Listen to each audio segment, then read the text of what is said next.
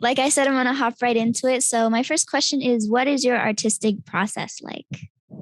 Yes. So my artistic process is generally kind of fitful, both in the ideational stage and then in the actual execution of the work. My studio process, the drawings and paintings that I make, follow from these long periods of like private reflection and reading theory and talking about whatever nascent idea or philosophical concept I'm grappling with. Nearly all of my work sort of happens through or as a result of my relationships with other people. And so I work from photos that I take in these spontaneous, intimate encounters with the people in my life. In terms of my technique, my process starts with drawing with charcoal, which I use to kind of assemble the bones of the piece. And then I introduce color with chalk pastel, which I apply in this super intricate and kind of erratic process. I work almost totally on paper. So that means I'm able to cut up the drawing as I go and potentially sort of hybridize it, collage it with other drawings. I'm generally unable to predict what my drawings will end up looking like. But I think the kind of making and unmaking that characterizes my process sort of parallels the things that I'm trying to investigate, which are really the destabilizing effects of desire and grief and illness and things like that upon the body. So that's my process. How did you get to this point? Did you always know that you wanted to pursue portraiture in such an intimate way, or did it kind of just evolve into that? It's such a good question, since portraiture is so, I don't know, it's such a sort of ubiquitous and long-standing kind of practice. And so many of us, I think in painting, have some sort of relationship with portraiture. For me, like a lot of people, I think I really taught myself to draw by drawing faces, and then I just never stopped. But that's not to say that it's an arbitrary subject matter at all. The face, to me, is a super psychologically and philosophically difficult phenomenon. Faces are remarkable instruments of communication, and they are incredibly emotionally disarming. We see them absolutely everywhere, even in inanimate objects like the electrical outlet. And then we are also kind of forced to assume our own faces as representations of who we are, and as the locus of a person's identity. So I think I became a portraitist because faces are problems. And I want to know how other people reckon with that problem. I want to ask myself what I'm really seeing when I behold a face, and what constitutes a face. I appreciate your use of the word portraiture asking this question also, because I really do prefer to call myself a maker of portraits rather than a figurative artist, because figures to me sound so anonymous and so generic. Figures don't sound like people, right? They sound like pictograms, like a diagram or something. So I'm interested in real people, and the ones that I am close to, and I'm trying to give very specific accounts of them and having experiences of and with them. After studying faces for so long, do you think you're better now at like reading people's moods and stuff?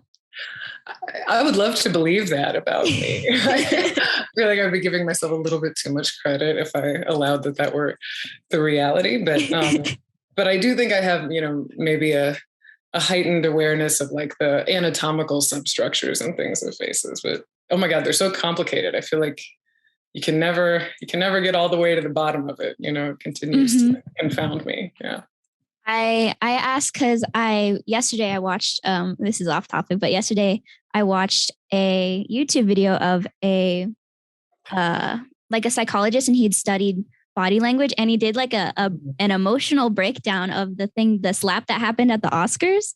Oh and my God. And it was so interesting. Like every little thing, every little twitch of people's like eyebrows, like indicates something of their like emotional capacity at any given moment. So I find that like super interesting. That sounds like an amazing video. I was reading a paper recently that was basically, on the theorization of the face. And it was talking about how there are like muscles in your face that you actually can't activate unless you're having a specific emotional experience. So really? Isn't that cool? Like there are expressions that you can't fake. It's part of why when someone does a fake smile at you, you can tell that it's fake because like these certain muscles aren't actually engaging because it has to be triggered by like, something that's taking place in the brain in this specific and genuine way. So yeah, that sounds like an amazing video. I have to find that, or you have to send it to me. I will definitely send it to you. It's really good. It was really interesting. Thank you in advance. Of course. So you mentioned when we first started talking that your process starts out with charcoal drawings and then you add color in eventually. Anyone has seen your work in person knows that all of your work is so vividly colored and saturated. Mm. What is the like artistic reasoning behind that?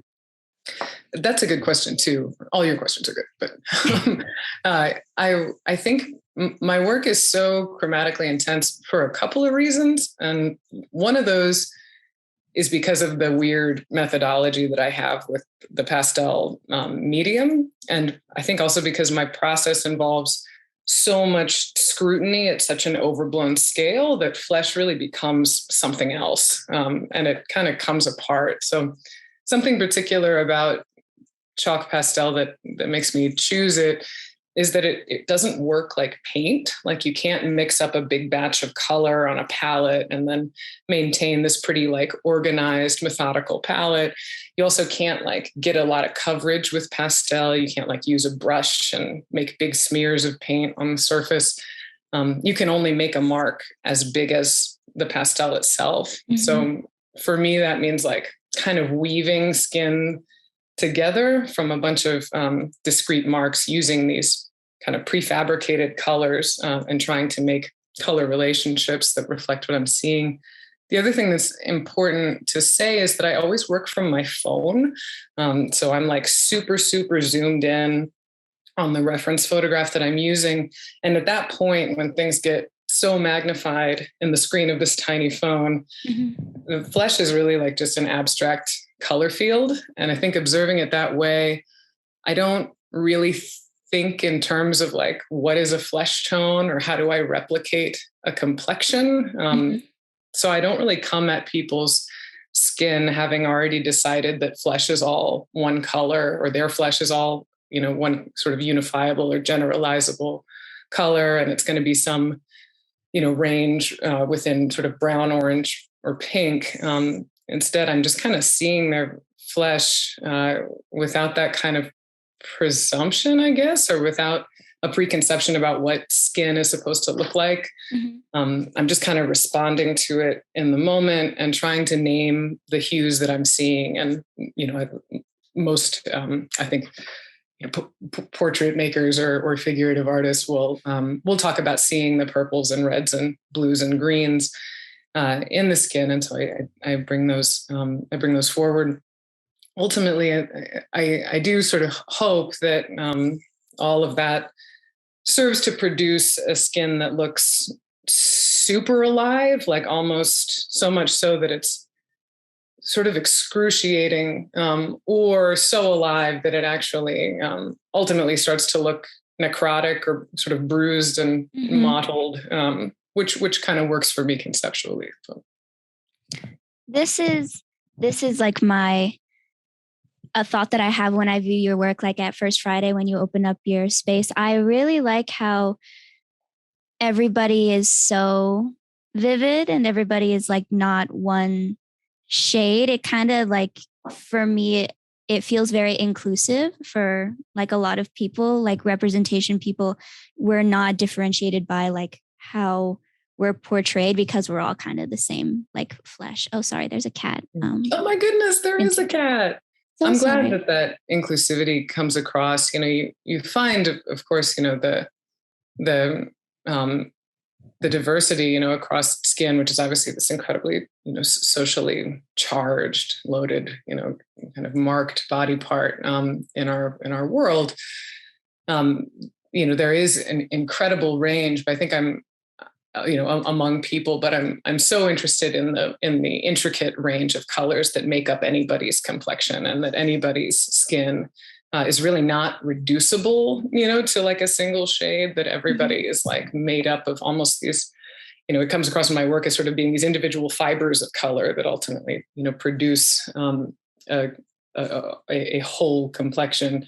But I think skin is worth seeing in that way, that sort of throws off the preconceptions that we come to develop, kind of the misnomers of words like black and white, that kind of erase the incredible nuance, and just like infinite complexity of skin, which is also it's an organ. We talk about it like it's a surface, but it's an organ that's working all the time. And serving all these functions, like it's a living tissue. And it's just, to find it endlessly fascinating, and a subject very deserving and in need of, of really careful consideration, I guess. Given your appreciation about skin as an organ, what are your thoughts? I just want to know this for me. What are your thoughts on tattoos? Such a cool question. God, I haven't thought about tattoos in a while. I remember years ago, they were appearing in my work a lot more, just because the people that that were appearing in my work had more tattoos, I suppose. There are actually very few people that I do draw, because there has to be this, such a level of intimacy to make the work,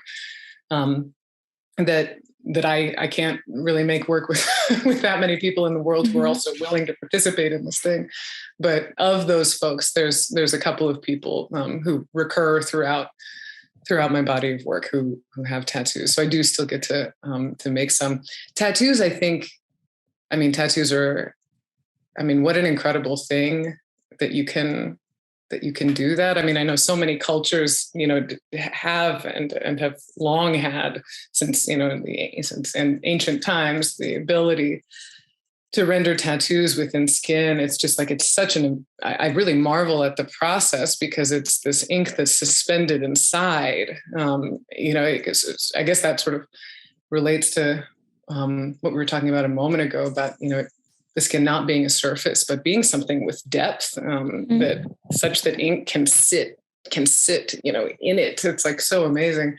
And it's such a, to me, it's such a powerful thing to see, what people choose for their bodies, like, what people do to claim their bodies and to become who they are. Tattoos are so important, in that process of becoming and discovering and articulating and adorning and realizing and reifying who you are. I do remember years ago, I was teaching a figure drawing class, I guess, and we did a session on how to draw tattoos and how to really that's so cool. It was so cool, because we had this wonderful model who had many beautiful tattoos, and it's always tricky in a drawing, because it's like, you're drawing you're drawing the person, but then you're also drawing the tattoo, and it can be hard to make the tattoo really feel like it's part of the skin and not a graphic, that's being drawn on top. And so we were talking about, really trying to conceive of the tattoo as kind of a body part. It's subject to light in the same way that the rest of the skin is. It's pulling and moving with the skin, like kind of like it's a living thing. Within that person's body. Yeah. So fascinating, and such an important part of so many people's embodied experience, or things like tattoos. Very true. I have many a tattoo, so it's I always want to hear I always want to hear what people like think of them from an artistic standpoint. Back to your art, though, we mentioned like multiple times how intimate your process is, and how like you represent forms in such an intimate way. How do you feel about like censorship in any form? Like, I brought up the Hays Code or the comic book code. Mm-hmm. How do you feel about censorship in like modern media? Yeah, that's such an important conversation, and one that I try to sort of reflect on, and organize my thinking around, but it's difficult. It's a messy topic for me, for sure. And I appreciated that you brought up the Hays Code, because I did study sort of motion picture production code stuff back in undergrad in a few courses. I think that was like the sort of the deepest look I ever took at those kind of like formalized censorship, conventions. I certainly don't believe in restricting what artists can do, or what images or topics or words they're permitted to use. I do think, though, that not all work is for children, and I do think that if art is indeed as powerful as we know it is, then it certainly is capable of imprinting upon us in bad ways, which doesn't make that work not good or not worthwhile, but that I think I'm in favor of presenting work in responsible ways that make the work as effective as possible too.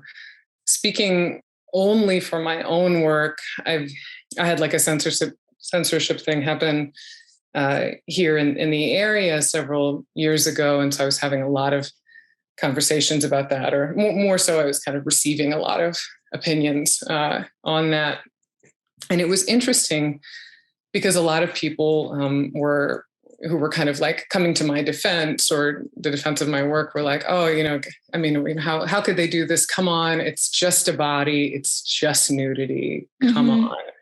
And I remember feeling, and I still feel like that's not a very helpful argument. And I don't know if I really agree with that, because it's just a body. It's just nudity. No, bodies are everything. And like nudity is huge. And because we live in a closed society that, has these sort of puritanical underpinnings, nudity is enormously complicated for most of us to encounter nudity in ways we're not, expecting or familiar with, can really rock us. And it should, in a way. So anyway, I think a lot about like things like that kind of dismiss, the body and all of its, functions or abilities or something, as just being okay under any circumstance because it's all natural. I know that that's coming from a really good place of being, about not shaming the body and not, not having that sort of casting, these negative palls on the human body. But we also, context is important. And if the work is actually doing something challenging, then we shouldn't dismiss it in the same gesture that we're trying to like advocate for it. So anyway, I think it's how we present work and where we present it is super dependent on the particular nature of the work, and really what's at stake, and what is the work capable of doing. I definitely think that we as citizens, we need to learn, and we do need to be exposed to all kinds of art, on all forms of art that challenge and broaden our thinking. So we should definitely not operate on a model of censorship, but we should facilitate encounters with our work that make kind of the best good faith effort for the content of the work to actually be received, to actually truly be taken in and digested by a person. That's my thought. It's still evolving. I feel it's hard, right? I don't know. It's like no to censorship, but good responsibility. I don't know. And you said that you, I completely just forgot what I was going to say. You mentioned like challenging ideas and like challenging even maybe societal norms. And I've got a question. How does your work challenge the governance of morality? That's a cool question. To say the least, right? I will start just by saying that ethics are really integral to what I do. I do have kind of an ethical code that that sort of governs my own artistic practice. That's why I don't make work with people's bodies who don't authorize me to. It's why when I photograph people who appear in my work, I don't tell them what to do with their bodies. I'm not interested in using people's bodies to make good looking artwork. It really has to be of and about them and my experience of seeing them. So anyway, that's why I wouldn't make work of anyone who in real life wouldn't permit me that kind of extremely close access to them. It has to be real. It has to be honest. It has to be extremely explicitly consensual and communicative and above board and all that. But anyway, morality being this other thing, this more like capital M morality thing. If there is a thing, and we know there is, someone's calling morality that advocates, for shame and hate, then I certainly do hope that I am the enemy of that thing. I don't often think of the word morality when I'm thinking about my work, but I do think about a phrase you just used, which is social norms, which I know are shaped, of course, by kind of the moral tenets of a society. And I would hope that my work basically challenges the very straight line that we get about what bodies are for and what they should be and how we should use them and how we should think about them and how we should see them, both literally like in the act of seeing them and also how we should generally view bodies.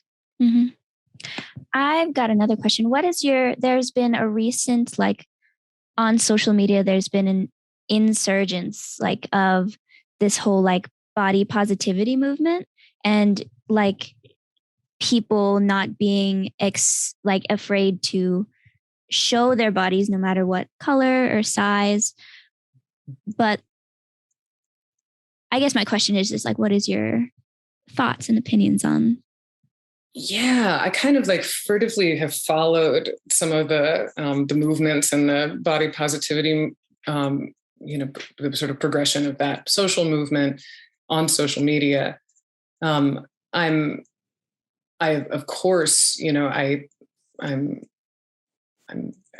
keenly interested in and incredibly supportive of all of any and all persons' bodies being not treated as if they are objectionable or wrong or undesirable. I think the sort of core, principles, I guess, of the body positivity movement resonate with me very deeply, but I find it very interesting that I have seen on social media how, as sort of time went on, as the recent body positivity movement sort of gained traction, there were, of course, criticisms coming in that actually it was really a very limited sort of data set, of bodies that were being shown as desirable or acceptable or normal. And I think a lot of us feel a little bit just itchy with the word normalization, just because the idea that everything has to be resolved back to being normal seems to still be excluding something. Then there's still an abnormal. And but yeah, I think there's some very worthwhile debates in the BOPO discourse about which bodies are being centered, and sort of how much room are we,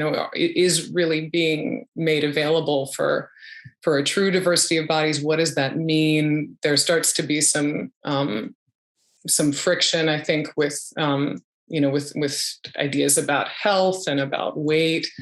And I don't think that's going away anytime soon. I think there's going to continue to be these important debates about people advocating for fat bodies to not be treated poorly and to not be told that they don't deserve pleasure and that they are excluded from beauty, or that they're doing their gender wrong by not being, by not, having this another particular body type. But I do think things get pretty thorny when we expand into discourses about race and gender within the body positivity sort of public facing movement, and then also when we come into contact with questions about science and health. And I think I'm these days I consider myself kind of an observer to this discourse, and I'm trying to like take in a lot of the opinions and ideas that are being exchanged, because I think it's hugely important, and it's very personally important to me, but there's so much complexity in it that I don't want to say I've discerned sort of exactly, I don't know, all the right answers in this, except that I do hope it continues to evolve and take shape and become truly inclusive, and continue to sort of push up against some things within the culture of medicine. I do think there are things to be confronted about how people are treated in a medical context with regard to things like weight and body type, and how they sign, whether in terms of race or gender or class or things like this. Anyway, I think I'm rambling a little bit, but I hope that like sort of touched on what you're talking about. Of course, for sure. What excites you as an artist and an educator? It's so hard to narrow that down. Like it's such a gift to have the job that I have. I mean, it's like what an incredible thing that you get to spend your days working with students to develop ideas, which is one of the things I love most, exchanging perspectives, and really watching a student like fold a concept over and over, oftentimes through the production of like numerous artworks, and really become, I don't know, so responsible in their artistic decision making. I love that. I mean, I should also, a footnote here is that, there's so much more to the careers that we have in academia than the teaching part, but the teaching part is incredibly gratifying and interesting and and challenging and fascinating. I think the thing I might enjoy most in my classroom has little to do with me, which is that I really love it when we get to a place where the students' dialogue with one another is really potent and really thoughtful, and there's a kind of culture of support and taking interest in each other's work and giving each other resources and really rich feedback. I love that that energy, and just seeing students reflect their work back to one another is that really like, I don't know, I think I get like just activated by that as an artist and as a teacher.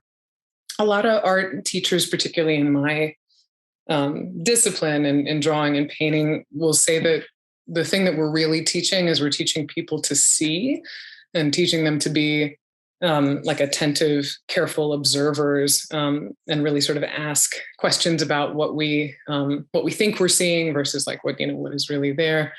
And I always, I agree very much with that claim, but I also think that a way that a person sees is like a really idiosyncratic thing. Like it's kind of like the person's voice. And while you're teaching someone to see, it's not a matter of like producing a regiment of like identical seers where everyone should be making the same kind of work. So teaching for me is like this very complicated feat, like coaching, guiding, and basically trying to create situations where students can make discoveries for themselves and kind of like find the manner of seeing and articulating themselves through visual forms that that is unique to them, I guess. But yeah, there's so much to love about getting to be an art educator, and so much happens that you could never expect. Students come in with these phenomenal ideas, and it's just so fun to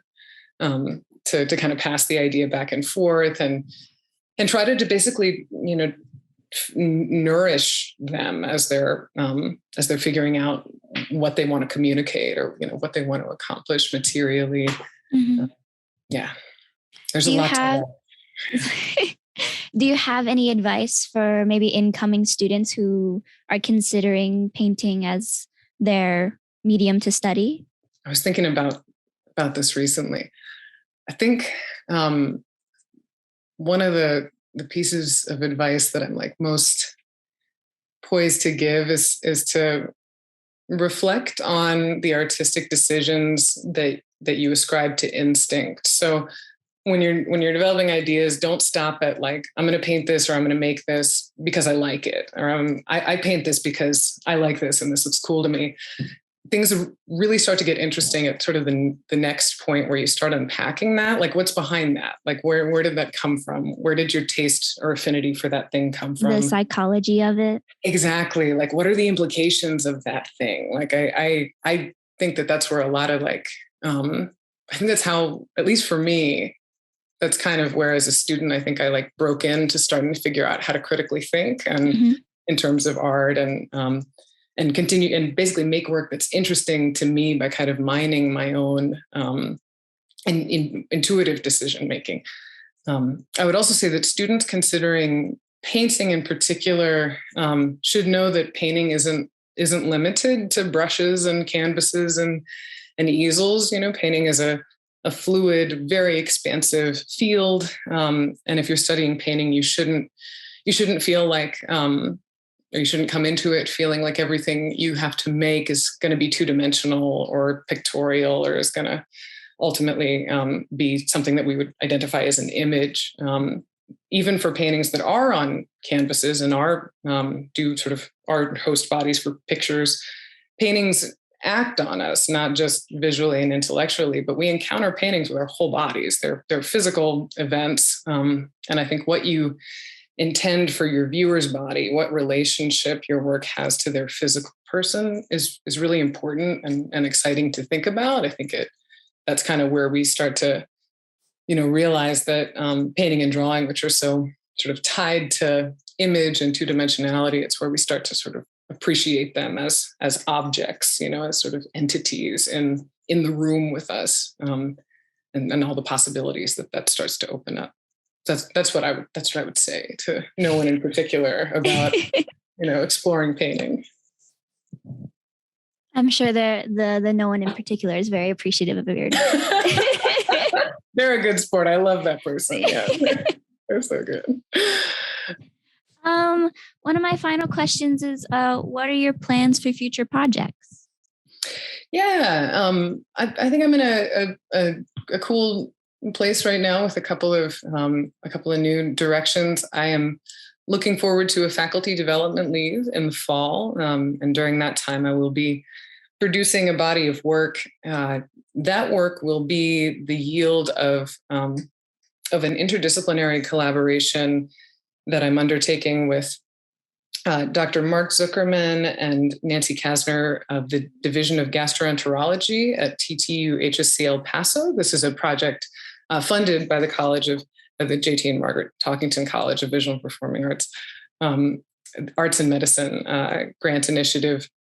So what I'm doing there is I've interviewed a sample of patients with GI disorders, and they've shared experiences of treatment and illness, as well as how they envision their internal body and how their disorder affects it, sort of in their mind's eye.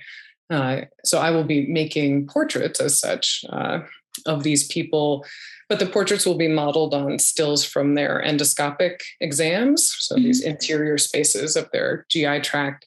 So I'll be like decentering the face-based traditions of portraiture, and instead asking sort of why would an image of a person's intestinal tract be any less them than an image of their face would? This is what I'm cool. We'll see, Ricki. We don't know yet, but hopefully it'll be okay. And then I've also kind of shifted priorities in my studio practice. I'm devoting a lot of my studio hours now to the collaborative partnership that I have with my husband, Lando Valdez, who is also a pastelist and a painter and a maker of portraits. So in our work together, which has been really satisfying in a totally new way, we are looking a lot at the visual cultures of medicine and religion. We're looking at our experiences with surgical intervention, and then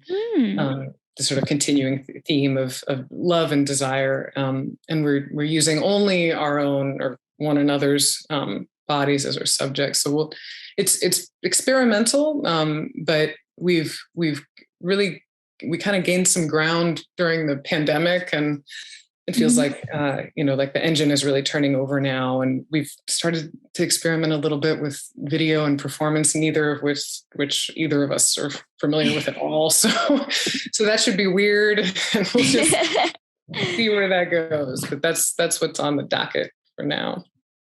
Sounds super exciting to me. Thank you for your vote of confidence.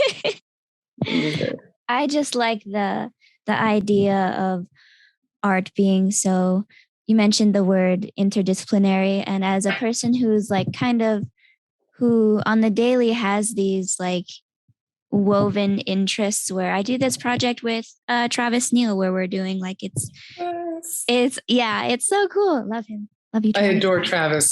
Travis is so brilliant. I'm so delighted that you're working with Travis. It's so much fun. Like you think about like, we're doing this urban reforestation project, and it's like the landscape becomes the canvas, and my medium that I use on the daily is wildflowers. So I'm planting like chocolate daisies and Maximilian sunflowers, and like thinking about hue and color theory just in an application of like different mediums, quote unquote. And it's like so interesting how art can like solve all these problems and stuff. And I'm creating like research questions for other classes. How can like artists and ecologists collaborate to like combat water scarcity? And it's just all so, I guess, inclusive, and I don't know. Yes. I don't know. You are doing it like that. That really is art. Like, I don't know, it is changing the world like that. I got to hear Travis speak a little bit about that project the other day. We were both visiting a colleague's class and sharing about recent collaborative and interdisciplinary projects, and that is just such I don't know, this is just such an amazing thing. I'm so pleased to hear about your experience as part of that project, these chocolate daisies and wildflowers and stuff. I mean, just the images that conjures up in my mind, like the color, the color and the, and the beauty of that, but then the incredible like material difference that makes in the world. That's just such a fabulous project. I'm super excited for it. It's gonna be fun for the rest of forever, hopefully. Yes, I hope so. That is actually all the questions that I have written down. If there's is there anything that you feel like you left unsaid or anything?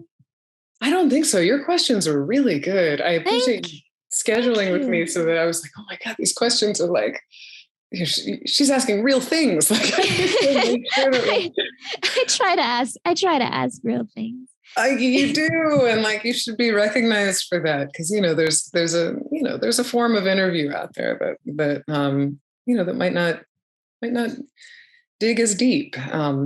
So I really appreciate the thoughtfulness and the specificity of the question. So I feel like I've had opportunities to give a pretty comprehensive account of what I'm doing, and I love the couple of sort of incidental questions that you brought up, because those are really good, and it gets some things back on my mind that I've been needing to kind of, I don't know, take stock of again. Body productivity, censorship. These are really good places to go in a conversation. So thank you. Of course, thank you. This is so good. I enjoyed it. I liked it.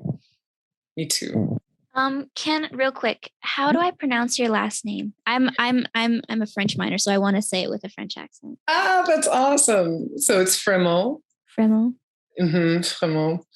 If you want to, you could put a Frencher spin on it if you wanted to. Yeah. And my first name, this will be interesting for you as like a person studying the language, but So in France, obviously everybody calls me Guy, so that it doesn't have to be anything other than that. But my full first name in sort of traditional French or mainstream French is Ghislaine, but the Quebecois is Ghislaine. So either of these are technically acceptable. So in like proper France, you would never say Ghislaine because you would never pronounce that S, and the G would be hard and all of that. But you know, those Cajuns and Arcadians are doing something else. So.